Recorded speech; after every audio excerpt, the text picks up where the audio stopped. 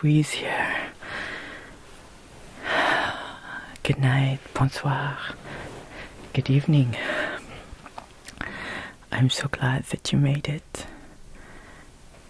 Tonight, I'm going to share with you the story of how I learned French, or how I learned another language.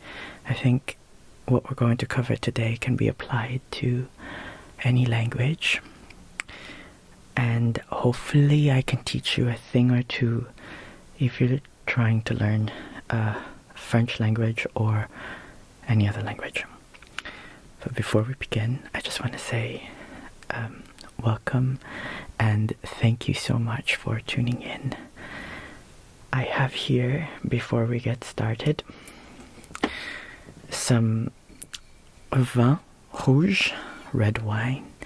It is my favorite alcoholic beverage. It's the only beverage that is alcoholic that I drink,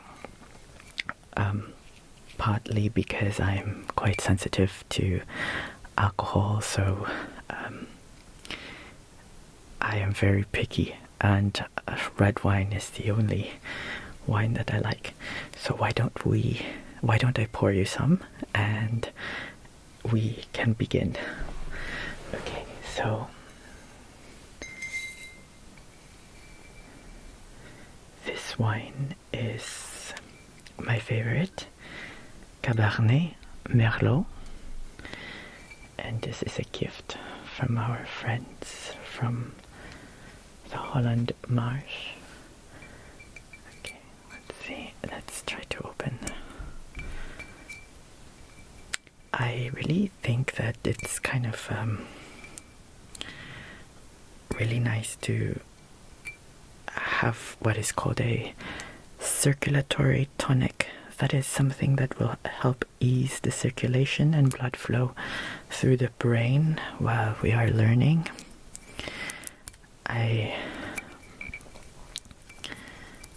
So I'm gonna try to open this. There we go. And red wine is very, very healthy. It's part of the Mediterranean diet. Oh, it's a cork. It's a cork. It's quite a tight fit in there, so I'm gonna try to my best to open it gently and slowly. Okay. There we go, almost there.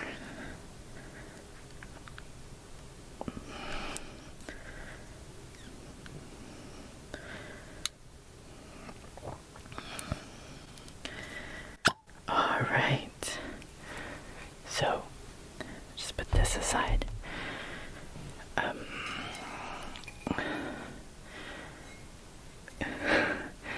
There's nothing like a good red wine in the evening before we start our lesson, so I'm gonna pour you one. Is that good? Okay, this one is for you. So I'll give this over to you. There we are. Okay. And I'm gonna pour a glass for myself as well. Okay.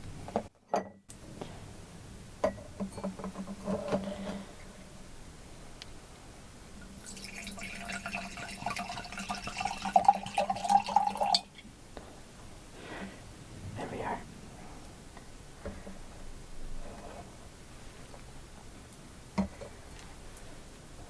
So, before we cheers, I want to light a candle. This candle,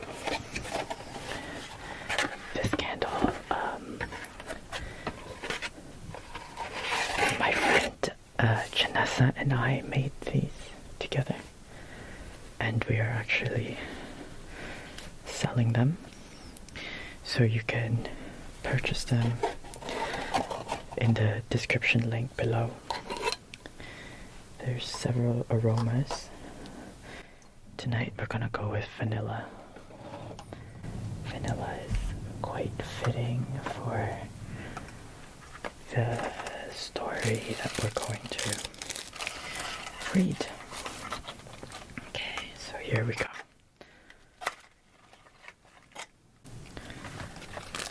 Let's try to be gentle with this.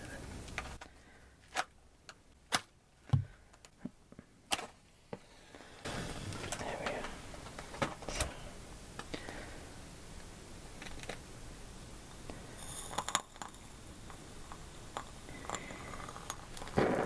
The candle is going to make a crackling sound because there's a wooden wick, and the candle is made out of natural coconut soy wax, and it has a really good burn time, over 40 hours. So we'll leave this person here. Lumière, light.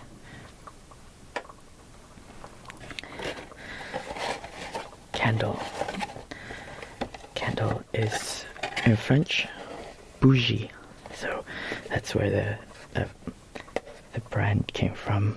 Bougie V, or candle life, or in English, bougie is kind of a way of describing a very opulent and luxurious and elegant lifestyle. And I believe that anyone, whoever you are, no matter how much money you have, you can treat yourself to luxury in the simplest way as possible. Like today, we have our French lesson, our glass of wine, and our candlelight. So let's cheers to that.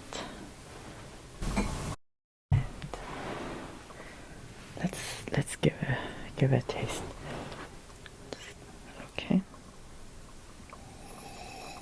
It smells very good. There's a very fruity scent.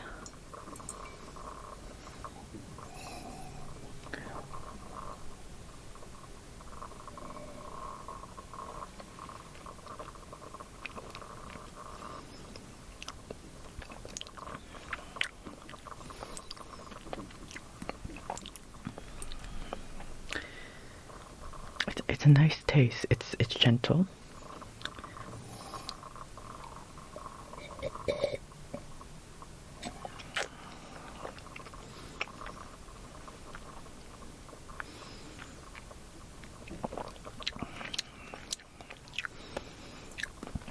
It's very light taste, which is kind of nice. It's kind of nice.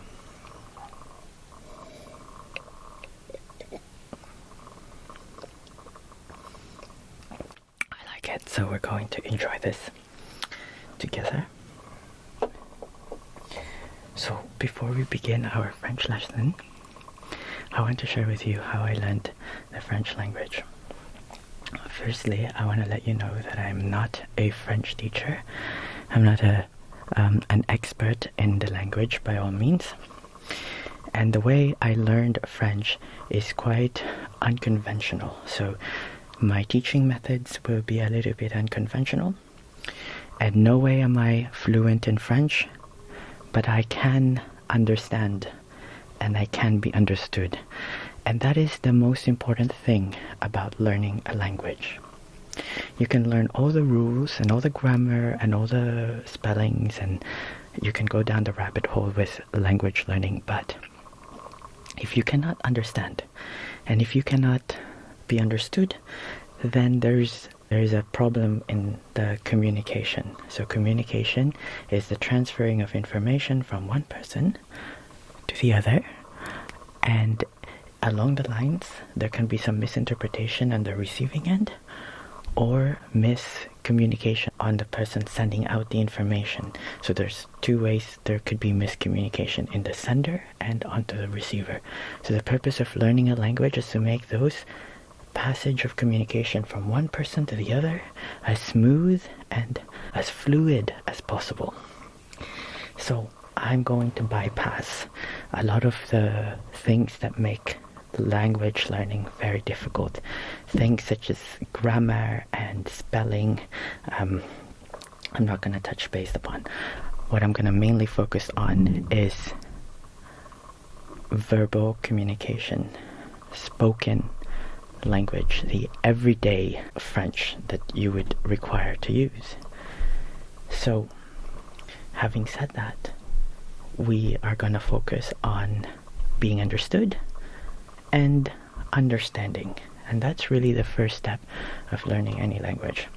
But before I teach you my techniques, I'm going to tell you a little bit of a story of how I learned the language. Because for a lot of people, especially a lot of English native speakers, they find it really difficult to learn French.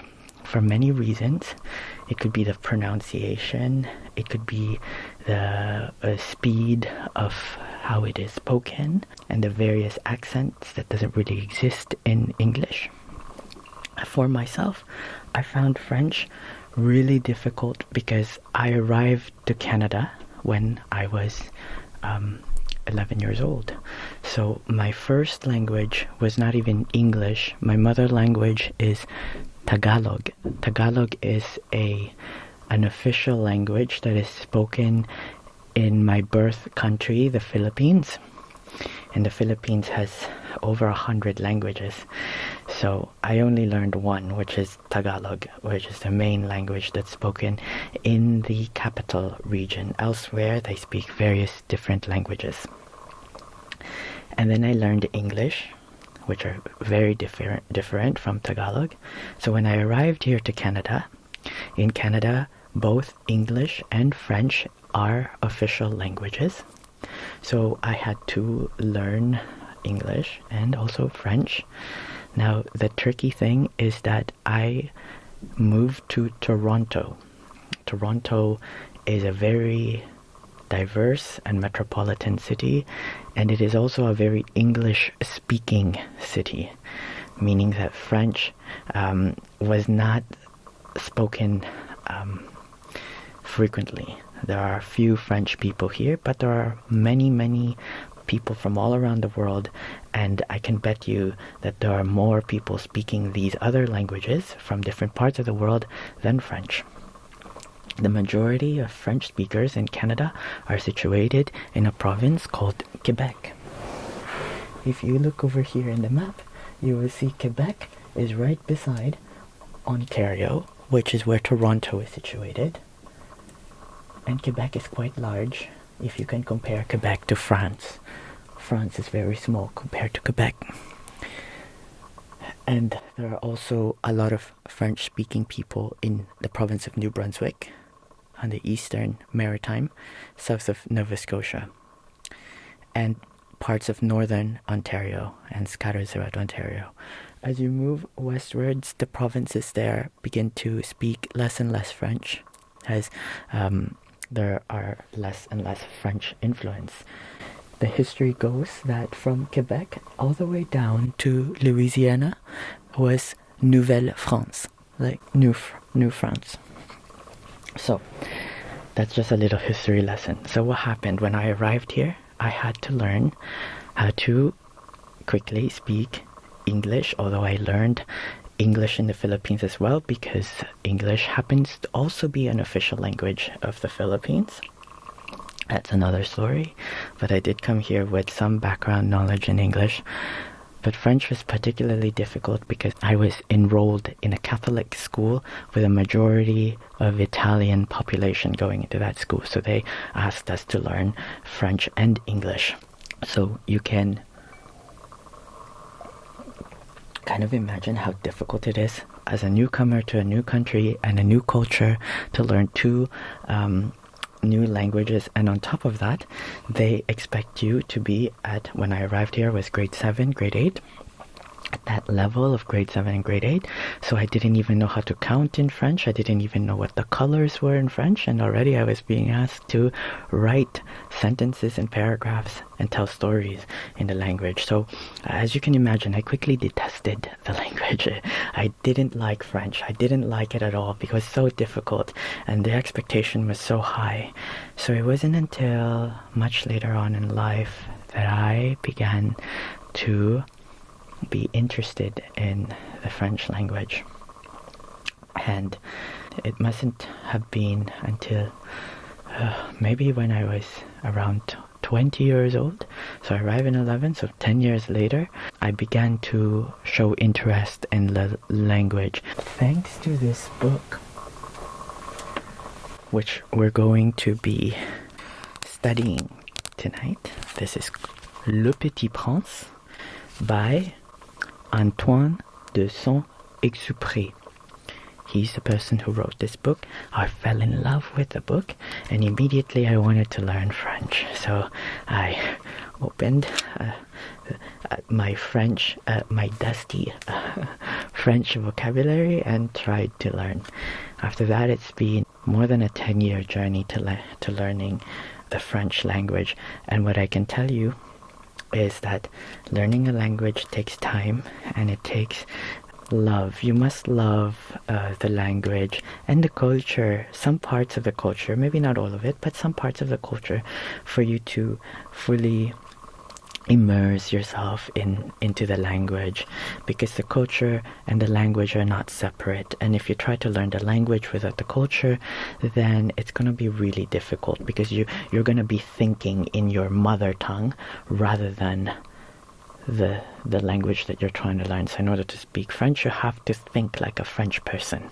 Okay, so that's why I came up with a method. Of course, I took some influences from other teachers who have taught me French, but for the most part, I learned French alone, on my own.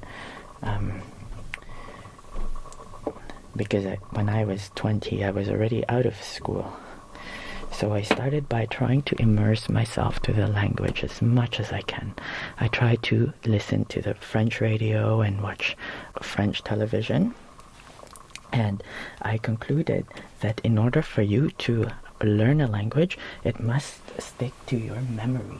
So there has to be memory. You must be able to retain it. And how do you retain a language? Through repetition, and especially through application. You must be able to apply what you learn. It's not enough to just memorize words or rules or vocabulary. You must put it into action, and the only way to do that is by speaking the language. So you must do it through application.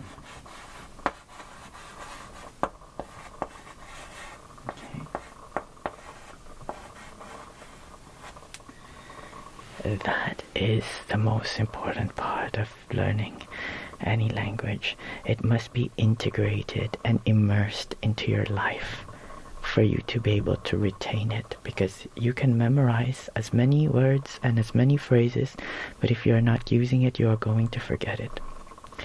So as you can kind of already imagine, the way I learned French is quite unconventional. You know, I learned, j'appris avec seulement moi-même, just myself. So that means that my French is broken French. It means it's not the type of French that you will expect to read in the books or even in conversation, you know, because I live in a very English-speaking part of Canada. I do not have a chance to practice a lot of my speaking and listening of French. I do try to through the media, but of course we know it's quite different in real life. So sometimes my grammar and the way I say things is incorrect. However, as long as you are understood and as long as you can understand, to me that is the most important. Ça c'est le plus important. Okay, so because you must be understood, I pay quite special attention to the pronunciation. Now this is a little bit controversial, okay, because we want to be understood, right? We want to be understood. pronunciation is important. Every individual person is going to have an accent. I have an accent when I speak English because English is my second language. And certainly I have an accent when I speak French because French is my third language. But as much as possible, we need to try to be understood. Every single person is going to have an accent, and that is normal. What I encourage is people to try to enunciate the words as clearly as they could so that they could be understood, okay? Because the French language is very different from English or a lot of other languages. Even amongst the Romance Latin languages, it's quite different. The pronunciation especially. So we're going to try to pronounce words. Now, the way I start off with learning any language is picking a few words that are the most, one, useful. That means they're used frequently in everyday conversation, like bonjour, hello, goodbye, au revoir, good night, bonsoir. But to make it more interesting, we're going to choose 10 words that are our favorite from Le Petit Prince, okay? And then we're going to try to learn just those 10 words. So are you with me? So let's toast to that. À la santé.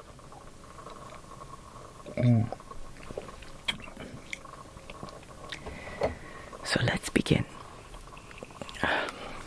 This is The Little Prince in French.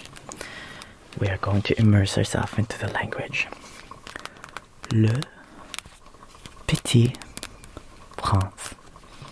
As you could already tell, a lot of English spelling is also found in French. They are just pronounced differently. Avec des aquarelles de l'auteur. It means it is with the drawings of the author himself. Okay. Le Petit Prince. Okay. We'll see how far we can go, and we will extract 10 words that are quite interesting, to say the least. À Léon Werf. Je demande pardon aux enfants d'avoir dédié ce livre à une grande personne. J'ai une excuse sérieuse. Cette grande personne est le meilleur ami que j'ai au monde. So here he is apologizing to all the little children. Enfant, enfant, enfant. That means children. Enfant. That's going to be our first word. Child. Enfant, doesn't it resemble another English word that could mean a similar thing? What do we call as another word for child? Infant, right? So, enfant, infant. He's apologizing that he dedicated this book to a grown-up. Une grande personne. Grande personne. So, number 2. Grande personne. Okay. Oh, excuse my spelling. It is not my strongest suit. So, une grande personne is feminine.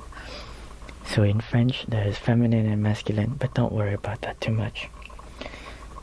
So what is grande? Grande is kind of like the English word grand, right? So here we had grand. Grand means large, a big person, a grown-up. And if grande is big, so can you imagine what is small? Well, small is petit. It's in the title. Petit.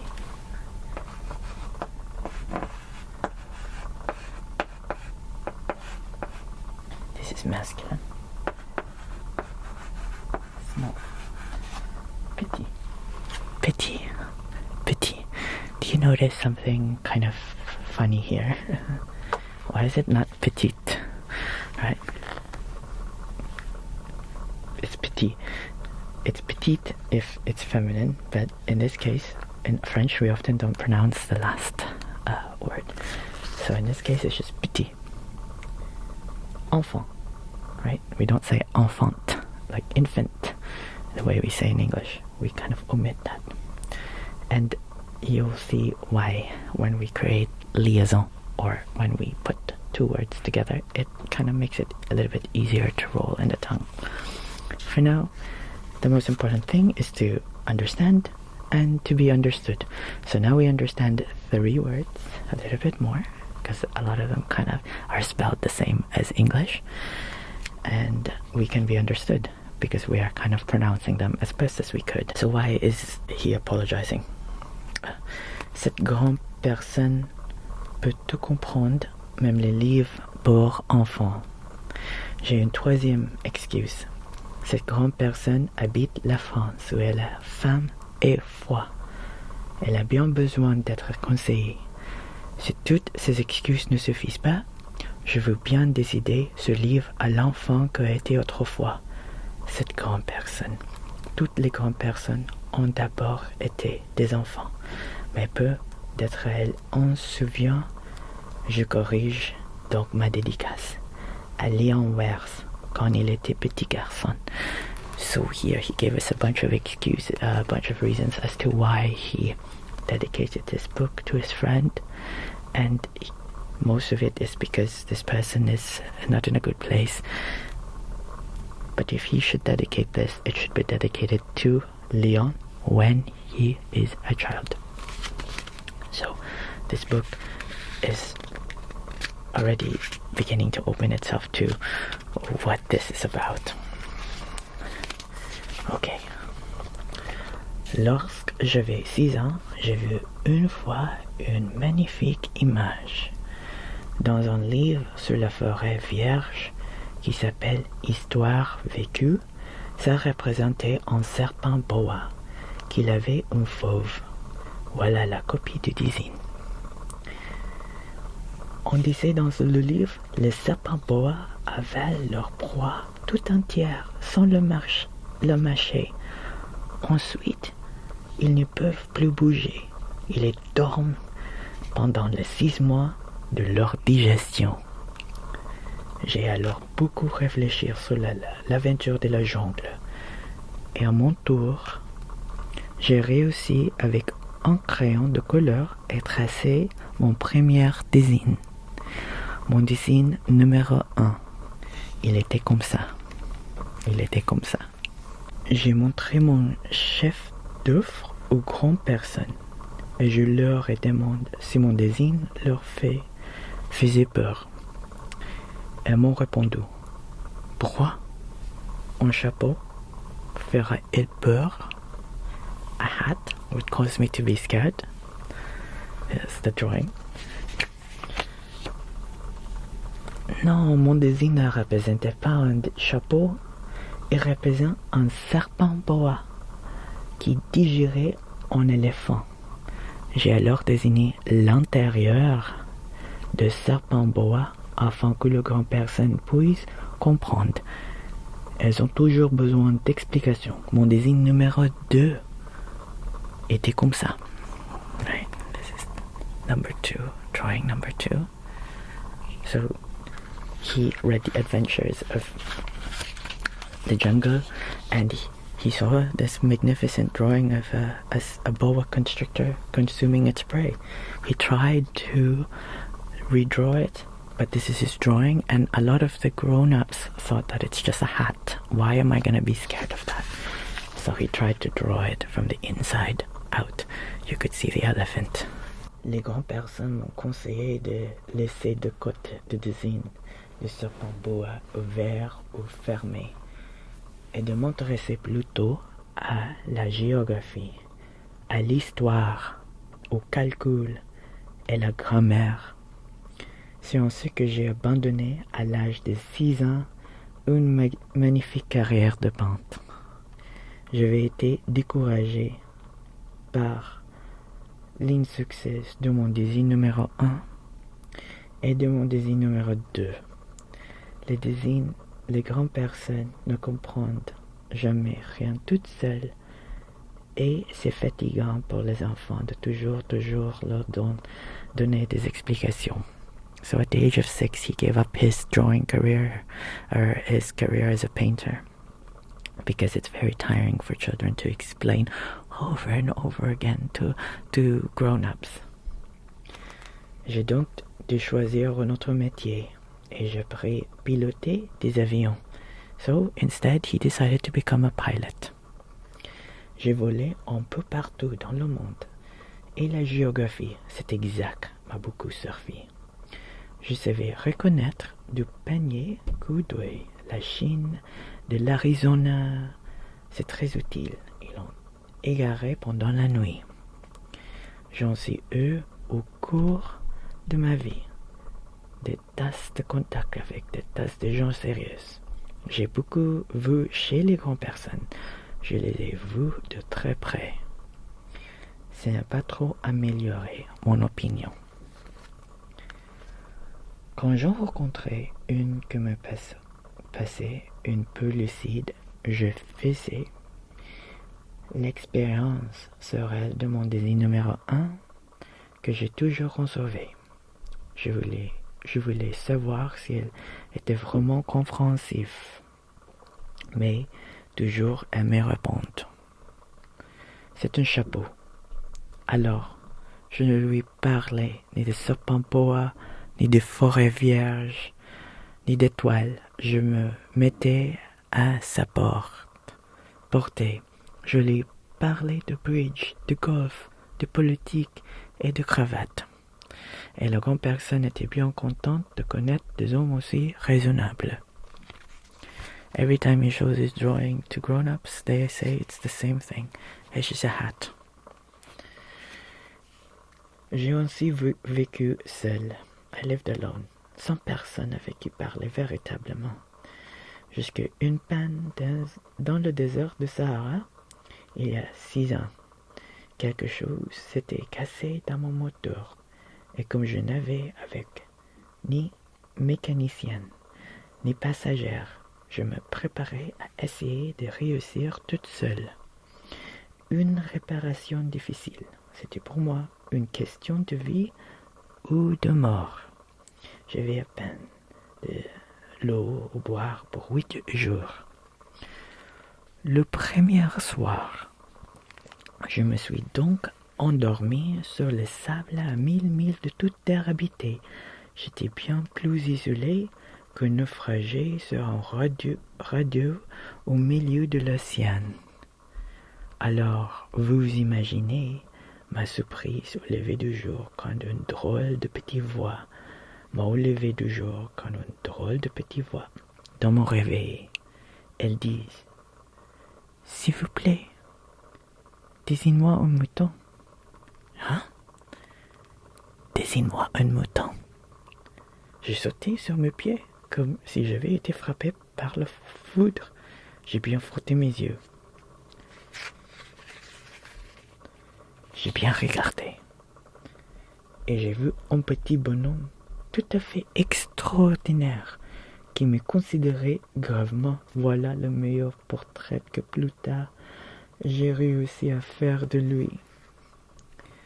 So while he got stranded in the desert, in the Sahara, a little voice came to speak to him to say, s'il vous plaît, please, would you draw me a sheep?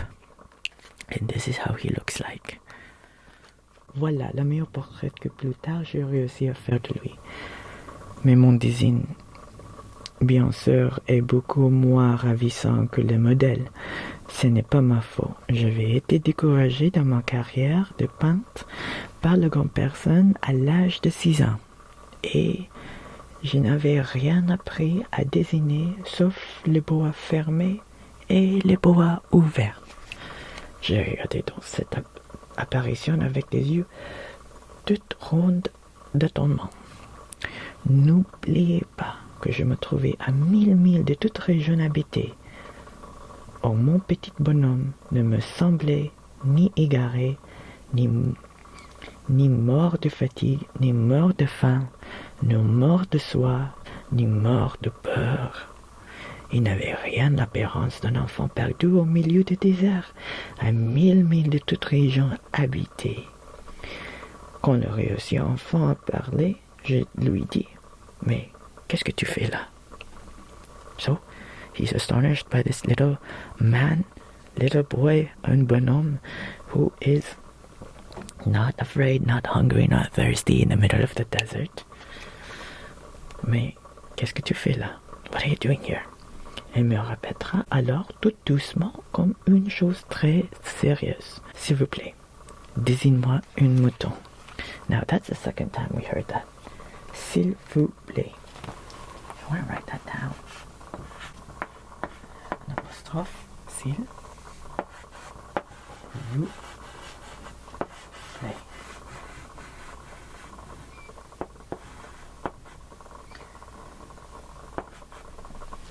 S'il vous plaît. S'il vous plaît is a very, very important word. When you are in a restaurant, you can say, s'il vous plaît, may I have this or that? S'il vous plaît, est-ce que je peux avoir plus de vin? May I please have some more wine? S'il vous plaît, je voudrais un vin rouge. I would like a red wine. So, s'il vous plaît is very important. Please, draw me a sheep. Quand le mystère est trop impressionnant, on n'ose pas désobéir. Aussi absurde que cela me semblait à 1000 milles de tout endroit habité et un danger de mort, je sortis de ma poche une feuille de papier et un stylographe. Mais je me rappelais alors que je vais surtout étudier la géographie, l'histoire, le calcul et la grammaire, et je suis au petit bonhomme avec de peu mauvaise humeur que je ne savais pas désigner. Il me répondit, « Ça ne fait rien. Désigne-moi un mouton. » Comme je n'avais jamais désigné un mouton, je refis pour lui l'un des deux seuls désignes dont j'étais capable. Celui de peau fermé, et je fus stupéfait d'entendre le petit bonhomme me répondre « Non, non, non, je ne veux pas d'un éléphant dans un boa. Un boa, c'est très dangereux. Et un éléphant, c'est très énorme. Chez moi, c'est tout petit. J'ai besoin d'un mouton. Désigne-moi un mouton. » Alors j'ai désigné. Il regardera attentivement, puis-je. « Non, celui-là est déjà très malade. Faisons autre. » Et j'ai désigné. Mon ami surtout gentiment, avec indulgence. « Tu vois bien?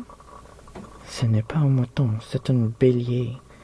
Il a deux cornes. » Je refis donc encore mon désigne. Mais il faut refuser comme ça.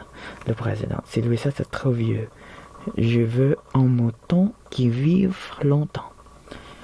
Alors, faute de patience, comme j'avais hâte de commencer le démontage de mon moteur, je griffonnais ce désigne-ci et je lançais. Ça, c'est la casse. Le mouton que tu veux est dedans. Mais je fus bien surpris de voir illuminer le visage de mon jeune juge. C'est tout à fait comme ça que je le voulais. Crois-tu, il faille beaucoup d'herbe, ce mouton. So, the little prince asked Antoine if he could draw him a sheep, and he tried to explain to the little prince that, I only know how to draw a boa constrictor in the inside and the outside.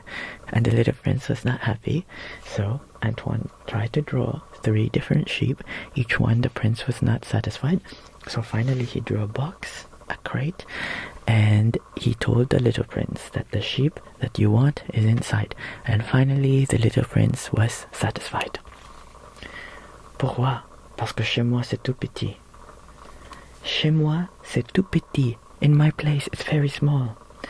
Ça souffra sûrement. Je tenais une toute petite mouton. I want a small sheep. Petit. Petit, right?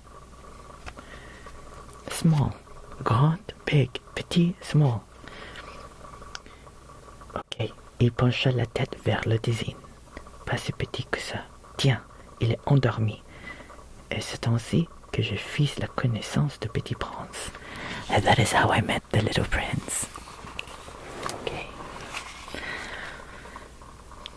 Il m'a fallu longtemps pour comprendre d'où il venait. Le petit prince que je me posais beaucoup de questions ne semblait jamais entendre des miennes. Ce sont des mots prononcés par hasard qui, peu à peu, m'ont tout réveillé. Ainsi, quand il aperçut pour la première fois mon avion, je ne désignerai pas mon avion. C'est un désigne beaucoup trop compliqué pour moi. Il me demanda « Qu'est-ce que c'est que cette chose-là ?» Ce n'est pas une chose. Ça vole. C'est un avion. C'est mon avion.